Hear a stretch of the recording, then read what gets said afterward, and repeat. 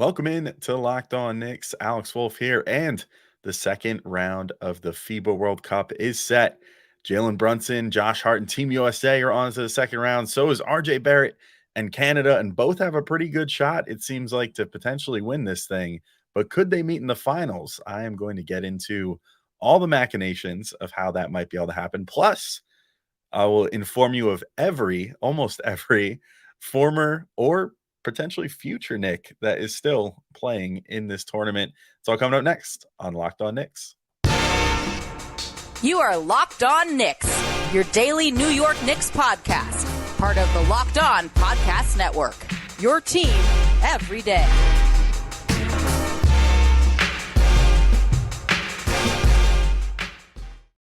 All right, welcome in to Locked On Knicks. I want to thank you guys for making Locked On Knicks your first listen today and every day, whether you're checking us out on your favorite podcast platform or taking in the sights and sounds on YouTube. I appreciate you making us a part of your daily routine. If you haven't already, make sure to hit the notification bell on YouTube or the auto download function on your favorite podcast app so you never miss an episode.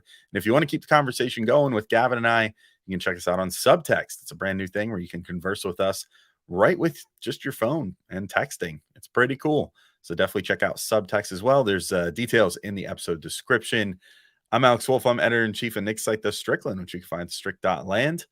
And I am talking about FIBA. What else? What else is going on August 30th, the end of the summer? No trades have happened yet. Nothing. Joel Embiid isn't on the market yet. I don't know. The Knicks don't go to training camp for like a month and a half. I mean, there's a long time still left here until the Knicks start playing again. So we're following world action, national team action, and things are pretty good for the Knicks in that regard. The two teams that any Knicks fan would have the most interest in, Team Canada with RJ Barrett and Team USA with Jalen Brunson and Josh Hart, are absolutely crushing it right now. Both are on to the second round, and the second round of group play has been set for the FIBA World Cup. So here's a little breakdown of what's going on here. So there are 4 groups now, which is down from 8 in the first round. That's how that works. It splits in half.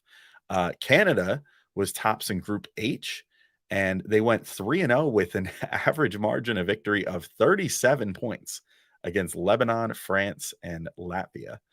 Team USA was tops in Group C with an average margin of victory of 34.3, beating out Greece, New Zealand, and Jordan.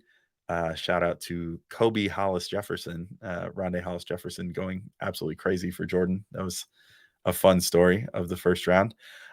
So basically, the way that it worked in the first round of the FIBAs, for those of you that were not paying attention in the first round, every team in a group saw each other. So it was groups of 4, and every team saw every other team. So that meant 6 games per group, and they got through that first group phase and figured out who makes it to the second round. And then now we're in the second round, and there are 4 new groups of 4, but this time around there will not be 6 games total. There will only be 4 games total per group, because they're not going to have, so each group features the top 2 teams of 2 of the previous groups. And so, for example, USA was tops in Group C. The other team that came out of their group was Greece, and they're not going to face Greece in the second round because they've already faced Greece. So they're only going to face the other 2 teams in their group here. So USA now finds themselves in Group J, where they will be joining Lithuania, who's 3-0, Montenegro, who's 2-1, and Greece, who's 2-1 as well. So I figured I would get into these teams that the Knicks will be facing, and then the next segment, I'm going to get into the teams that that Team Canada will be. Did I just say the Knicks? Oh my goodness. I meant Team USA. The Team USA Knicks will be facing in Group J. Oh my goodness, I'm going crazy.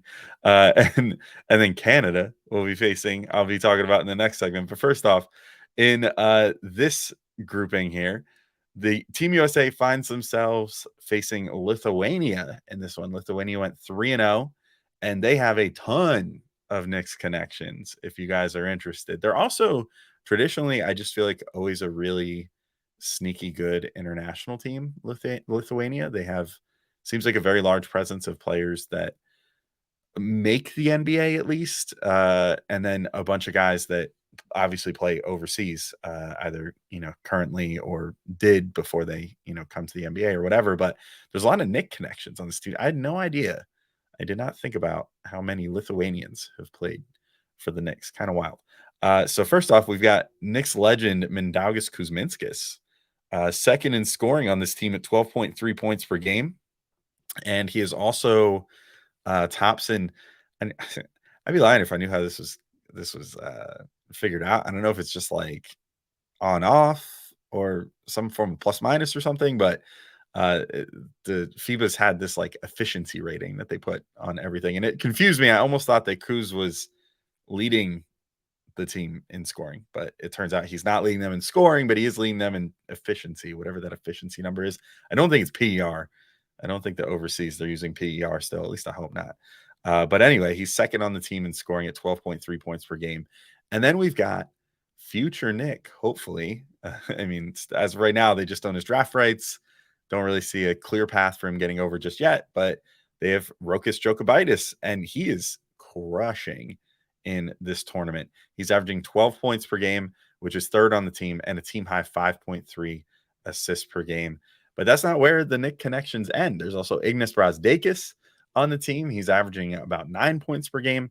And they have Jonas Valanciunas is one of their top guys, not a Nick connection, but current NBA player, and former NBA player Domantas Motiejunas on the roster as well. So pretty deep roster, all told. And they are clearly doing well so far.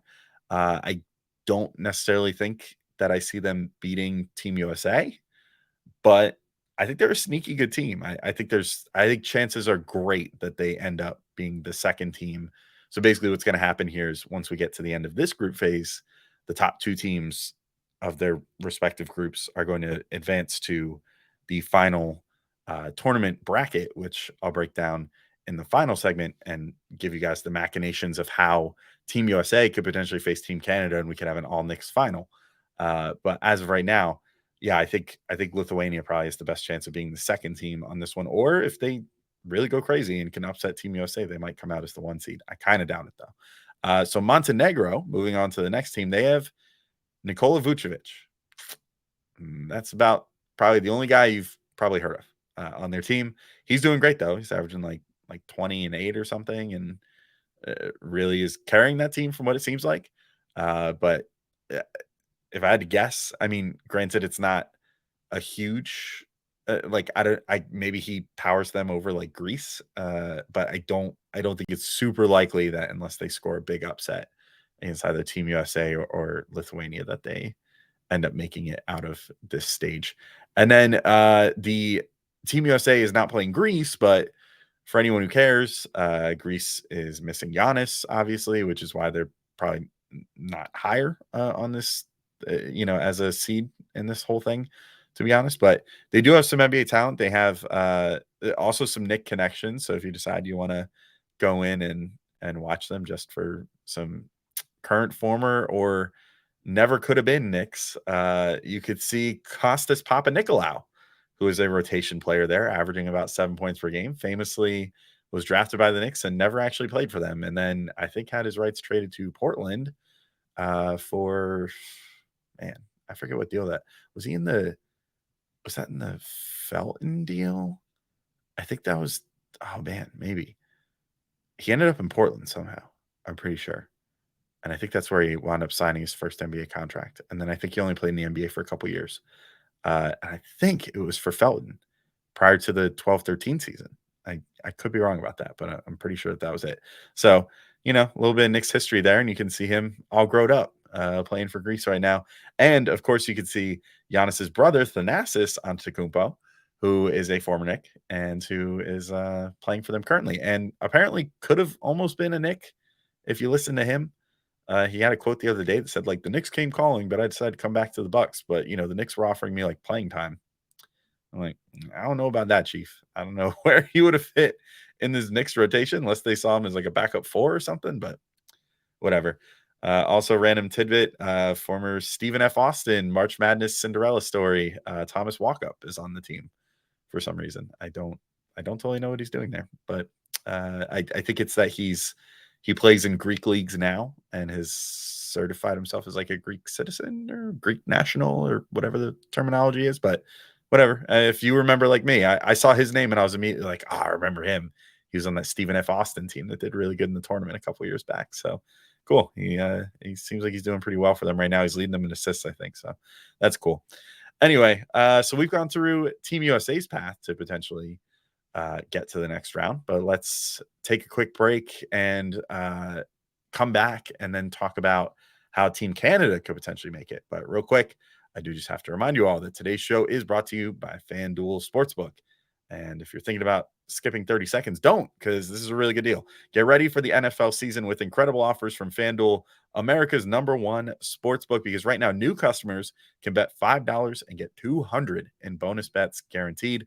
Plus, all customers who bet $5 will get $100 off of NFL Sunday Ticket from YouTube and YouTube TV.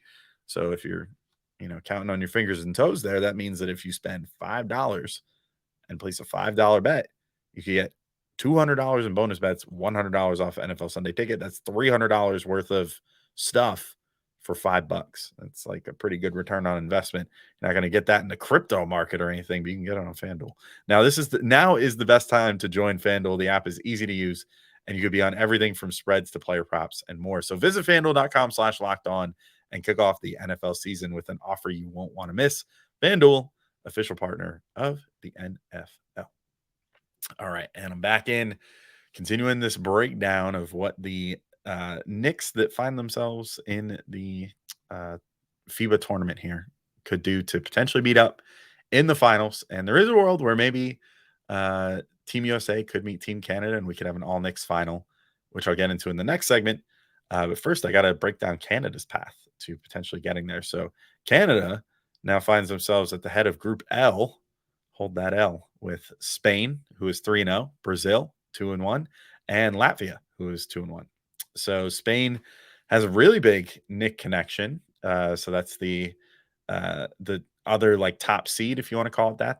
They finished #1 in their first round bracket, or their first round group, I should say. And so them and Canada are kind of like the two top dogs going into this. And Spain has Billy Hernan Gomez on the team. He is currently leading them in scoring with 17.3 points per game and rebounding with 6 boards per game. So that's pretty cool if you want to see what Billy's up to. He's, I believe, I don't know what his club is overseas right now. He's definitely playing over, I think, in Spain at the moment. I don't know if he's playing for one of the big two over there, Barcelona or Real Madrid. But I guess a quick Google search would have alleviated that if I had thought to do it before this. But either way, he's playing overseas now, but really killing it for Team Spain. So if you want to catch up with Billy, that's a good way to do it. His brother Juan Hernan Gomez also is playing, along with some former NBAers. There's like Sergio Llull. I always forget how to say his last name. Victor Claver and Rudy Fernandez. And then there's current NBA players, Santi Aldama, who you might remember, I believe, really destroyed the Knicks with the Grizzlies one game. I want to say it was the beginning of last year. I could be wrong. I don't know. All the years are starting to blend into one in my head. That's how I know I'm getting old. But yeah, Santi Aldama, Nick Killer, and Usman Garuba, who currently, I think, still finds himself a free agent after being released the other day. And then Brazil is the other team. They're 2-1. They don't seem to have any old Knicks. So a little boring there, I guess. I don't know. I mean, there's how dare there be an international team with no former Knick presence on it? I don't know if I missed one. Feel free to shout me out in the YouTube comments or whatever, but I don't think they've got any future Knicks former Knicks on the team, especially now that Nene is retired. Nene used to always be a what could have been Knick that never actually played for the team, but was drafted by them. But shout out Bruno Caboclo, I guess. It seems like he's figuring it out. He's, I think, second on. I was looking and I was like, oh, Bruno Caboclo, what's up with that dude? Poor guy got drafted way too high by the Raptors and had way too many expectations lumped on him, and definitely never figured it out at the NBA level. But he's averaging like 14 points for Brazil in FIBAs right now, so that's cool. And it seems like he's kind of getting his career together, so that's sick. And then we've got Latvia, and they won't be facing Canada again because same deal as with Team USA. Like I mentioned in the first segment, there's because they were in the same group as Canada to begin with, they're not going to face each other here in the second group. There's no Knicks connections to speak of there, of course, because Kristaps Porzingis isn't suited up, so that's not a thing. But yeah, so that's but there's Davis Bertans is on that team if you're looking for just NBA talent, and I believe his brother. There's another Bertans. I think they're brothers. But yeah, so they're chilling on Team Latvia. So the question then becomes, how can the US and Canada match up? And could RJ Barrett meet Jalen Brunson and Josh Hart in the finals of the FIBA World Cup? I'm going to quickly tell you all what the bracket matchups are, and then we can get into the machinations of how this would actually work. So here's how it works. So for Group I, their first place, I'm just going to work my way like straight down the bracket here. So there's going to be 4 games at the start of like the single elimination tournament stage here. So Group I's first place will face Group J's second place. Group K's first place will face Group L's second place. Group J's first place will face Group I's second place, and Group L's first place will face Group K's second place. So it's kind of just a flip flop, one side of the bracket to the other. You know, which team faces what. If that was at all confusing, let's take our second little break here, and I'll come back in and explain it so that it hopefully is less confusing. And I'll break down the ways that Jalen Brunson and Josh Hart could potentially face RJ Barrett in the finals of this here tournament and give my predictions. I decided to call my shot and just do it NCAA tournament style, I guess, but with pool play too. I'm probably going to be horribly wrong. You can get the receipts next in the next segment. All right, I'm back in to continue talking through how we could potentially get an all-Knicks final in FIBA's Team USA, who I formerly called the Knicks, I think, earlier in the show, and Team Canada, who RJ Barrett plays for. So let's just go through that whole thing that I just said. So obviously the Group L and Group J are the ones that we are most concerned with here. Thankfully, those two are not matched up in the first round no matter what. So there's no chance that we're going to be cheated of at least semifinal matchup between these guys, between the Team USA and Team Canada. So that's good. But there is a decent chance, I would say a strong chance, that they end up in the second round against each other. So here's how the bottom half of the bracket I think will go, and this is why I think so. All right, so let's just say here, like, so I think it's super likely that these two teams win their respective groups. They're just dominating too much, and I understand that like the level of competition wasn't super high in the first round, and that was sort of by design, I think. You know, because obviously they want the cream to kind of rise to the top here, and then put the best teams against each other in the second group, and then see how things go from there. But I, they're destroying. I mean, they're winning every game by like over 30, and you know, it's almost like a no contest, a lot of these games. So I don't think it's unreasonable to assume that Canada and US will both win their respective groups. If that does happen, that would mean that Team Canada would be the winner of Group L, come out in first place. They would be the fourth matchup on the bracket, so like the bottom matchup. And then actually, for those of you watching on YouTube, I'll just quickly float this graphic up here so you can see a little bit what I'm talking about here. So down at the bottom, you know, they would be Group L's first place, and then Team USA would be Group J's first place, which would put them in the two matchups in the bottom half of the tournament here, which would then set them up for a date in the semifinals in the next round. But if either Canada or the US slip up at all and end up second in their group, which would probably mean, to me, that means USA probably loses to Lithuania, or I guess maybe Vooch goes crazy for Montenegro, but I don't see that as super likely. I would say, you know, they lose to Lithuania, or Canada loses to Spain, and Spain's just kind of like one of those like perennial powers in international play. They kind of always find a way to stay relevant. So, you know, if that were to happen, then I could see a world where maybe one of those two would end up in second place, and that could set you up with the chance for a potential U.S. Canada final. However, I think that would start to cast doubt over whether either team can make it that far, because if they lose to these other teams, then it's like, oh well, are they gonna be able to get it together and end up winning? I don't know the answer to that, but I do know that I think it's probably way more likely than not that they end up meeting in the semifinals. Um, I don't know. It's just kind of the way it seems like it's going to shake down right now. As long as, I mean, Spain is just they're much more depleted than they used to be. We're very far from like when the Gasol brothers were on that team, Ricky Rubio, Rudy Fernandez in like his prime, all these other guys, like they were a very different team like 10 years ago when they were like really a force. Now they're just kind of like they're still really good, but I just don't know that they have quite the firepower to take out Canada, who's got SGA, who's like an actual like MVP candidate, and RJ Barrett, who's like going crazy right now, along with a really talented supporting cast like Lou Dort and Kelly Olynyk and all those guys. So um, I don't see that being super likely. And Lithuania, I mean, as good as they are and as deep as they are, and as much relatively in their prime former NBA talent they have, I think Team USA is a lot to get over right now. They have the star power, and they seem to really, really be gelling on the court. And I don't know that I really see it with Team USA losing a game. So I think we're probably headed for a semifinal matchup. So I may as well just get into my final predictions here. So I'll get into what I think the eventual matchups are going to be here and who will make it to where.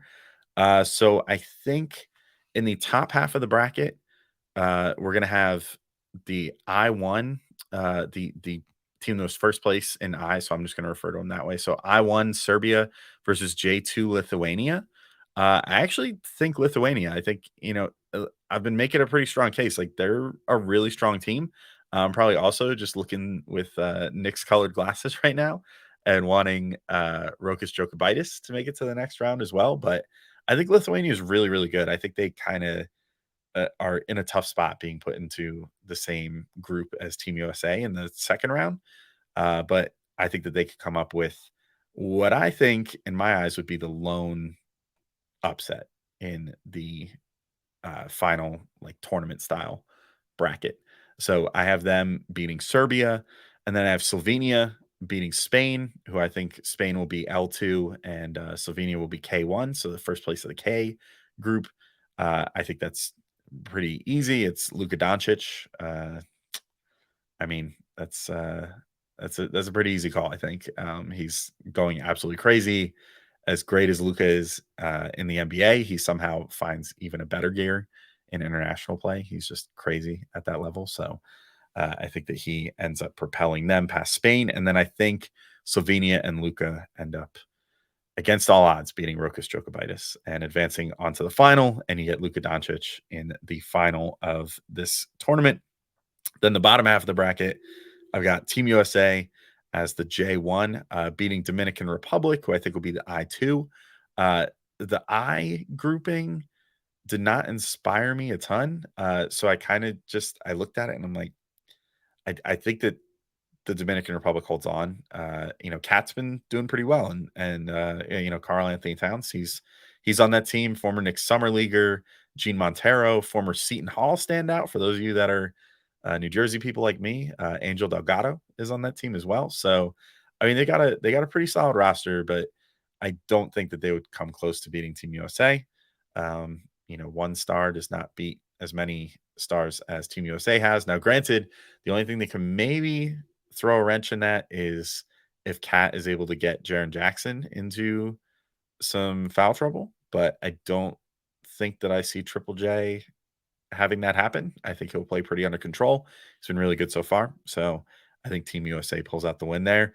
Then Canada, I think, will beat Germany. So Canada would be the L1. Germany would be the K2, the second place in the K group. Although Germany has lots of NBA talent, though. They have both the Wagner brothers, Franz and Mo. And then they have Dennis Schroeder. They have Daniel Tice. So, I mean, I think they have a chance for an upset. I also think there's a chance that maybe Germany ends up leapfrogging Slovenia if they could pull out an upset over Luka. I don't know that I see that happening, but I feel like that's one of the more likely potential upsets because Slovenia really relies on Luka. So like if he has an off game in this round of group play, maybe that leads to a loss for them. So, but I think Canada ends up against Germany and they beat them. It would really stink for Canada if they ended up against Slovenia in this one and then have to face Luka in the first round. That I would feel less good about because I just think that once it hits the elimination stage, it's going to be, Luka's going to find another gear and really, turn up a bit. And that would be a tougher matchup for Canada. But I think they end up against Germany. I think they can beat Germany. I feel pretty good about it. I just think like talent to talent, you know, Canada is just deeper. They're deeper and they have, I think, way better top end talent at this moment. Just SGA and RJ, the way that he's been playing alone, are good enough to kind of propel you there. So then that would, of course, set up USA versus Canada in the semifinals.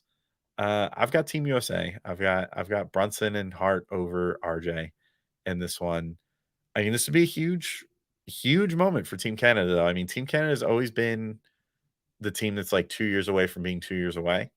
They're like every single time that one of these international tournaments come up, since there's been this giant group of like really talented players from Canada, which by the way also includes Jamal Murray, also includes Andrew Wiggins, a bunch of other guys that didn't even make this team. But I think that I think regardless of all that, Team USA ends up winning, even though Canada is starting to finally fulfill on their promise. And I do think that it'll set up a really interesting rematch in the Olympics when that comes up.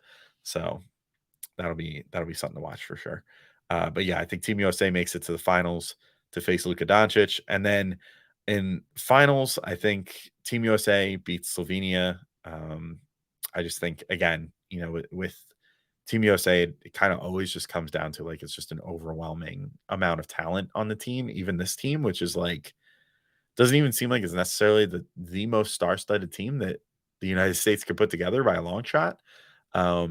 Still, this team just is overflowing with like all NBA, all defensive, whatever, all that level of talent that play at the NBA level, and they all seem to be really getting along. This isn't the case of like a few years back where I think it was 2019 where Team USA kind of sent like their B team, if that's what you want to call it, to the FIBAs, and they came in seventh with Kemba Walker and Jason Tatum and Jalen Brown. That's what happens when you trust Celtics to do something for you.